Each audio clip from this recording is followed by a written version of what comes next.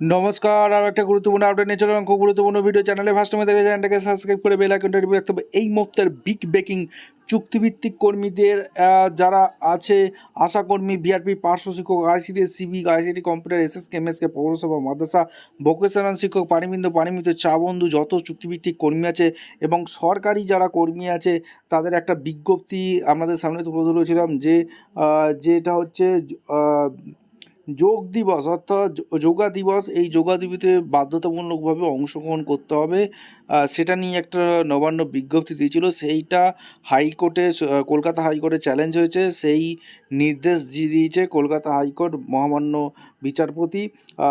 বাধ্যতামূলক নয় সরকারি কর্মীদের উপস্থিতি, ঠিক আছে? যোগা দিবস যে আসতেই হবে সেটা কিন্তু বাধ্যতামূলক নয়। সেটা সমস্ত সরকারি যত রাজ্যের চুক্তিভিত্তিক বা সরকারি স্থায়ী কর্মী আছে সবার ক্ষেত্রেই এখানে এই নির্দেশ কিন্তু এসে গেছে। এই যোগা কর্মসূচি বাধ্যতামূলক নয়, নির্দেশ কলকাতা হাইকোর্টে। কী আপডেট উঠে আসছে আজকে ভিডিওতে বিস্তারিতভাবে ব্যাখ্যা করবো। চ্যানেলে ফার্স্ট টাইম দেখলে চ্যানেলটাকে সাবস্ক্রাইব করে বেল আইকনটা টিপে রাখতে হবে লেটেস্ট গুরুত্বপূর্ণ আপডেট পাওয়ার জন্য। স্টেপ টু স্টেপ আজকের আপডেটটি আপনাদের সামনে তুলে। যোগ কেন বিজ্ঞাপন নয়? প্রশ্ন বিচারপতি। বাধ্যতামূলক নয় সরকারি কর্মীদের উপস্থিতি, হাইকোর্ট। 18ই জুনের কালকের আপডেটটা আগে বলে দিই, তারপর আজকের আপডেটটা দেবো।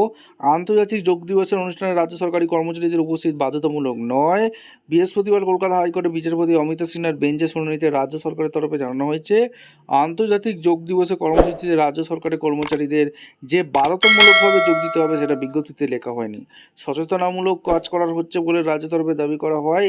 এ নিয়ে নবান্নের তরফে যে বিজ্ঞপ্তি জারি করা সেটিকে চ্যালেঞ্জ করে কোঅর্ডিনেশন কমিটির তরফে হাইকোর্টে মামলা করা হয়। এই দিন তার শুনানি ছিল। রাজ্য কোঅর্ডিনেটর কমিটি মামলা দায়ের করে বলেছে রাজ্য সরকার কর্মচারীদের জন্য একটি সার্ভিস রুল রয়েছে। সেই সার্ভিস রুলকে অগ্রাহ্য করে রাজ্যের মুখ্য সচিব সরকারি কর্মচারীদের যোগ দিবস বাধ্যতামূলকভাবে উপস্থিত থাকার নির্দেশ দিয়েছে। বলা হয়েছে রেড রোড বা অন্য অনুষ্ঠানে যোগ দিবসে সরকারি কর্মচারীদের উপস্থিত থাকা বাধ্যতামূলক। রাজ্যের সরকারি কর্মচারীদের সংগঠনের রাজ্য কোঅর্ডিনেশন কমিটির সম্পাদক বিশ্বজিৎ গুপ্ত চৌধুরী বলেন, প্রাকৃতিক বিপর্যয় বা সরকারের নির্দিষ্ট কোনো কাজে সরকারি কর্মচারীদের উপস্থিত থাকার বিষয়টি নির্দিষ্টভাবে সার্ভিস রুলে বলা আছে। এসব সরিয়ে রেখে মুখ্য সচিব যেভাবে যোগ দিবসে কর্মচারীদের উপস্থিত বাধ্যতামূলক করেছেন তা আইন বিরুদ্ধ। এই ব্যাপারে তারা আদালতে হস্তক্ষেপ চেয়েছেন। এদিন রাজ্যের তরফে বলা হয়েছে উপস্থিত বাধ্যতামূলক নয়। এদিকে আন্তর্জাতিক যোগ দিবস পালনের জন্য 7 দিন বন্ধ থাকছে রেড রোড। বিষয়টি নিয়ে আইনজীবীদের একাংশ দ্বারস্থ হয়েছেন কলকাতা হাইকোর্টে। সেই মামলায় বৃহস্পতিবার হাইকোর্ট নির্দেশ দিয়েছে, যতদিন রেড রোড বন্ধ থাকবে ততদিন যান চলাচলের জন্য বিকল্প রাস্তার ব্যবস্থা করতে হবে।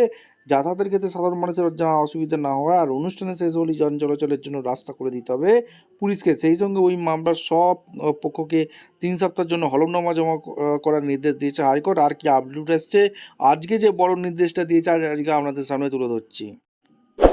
আজকে যে রায় দিয়েছে রাজ্য সরকারের কর্মচারীদের জন্য বড় খুশি, যোগ দিবসে উপস্থিত বাধ্যতামূলক নয়, সরকারি কর্মীদের স্বস্তি দিল হাইকোর্ট। 21 জুনের যোগ কর্মসূচিতে অংশ না নিলে কোনো শাস্তিমূলক ব্যবস্থা নয়, বিচারপতি মহাশয় কিন্তু জানিয়ে দিয়েছে।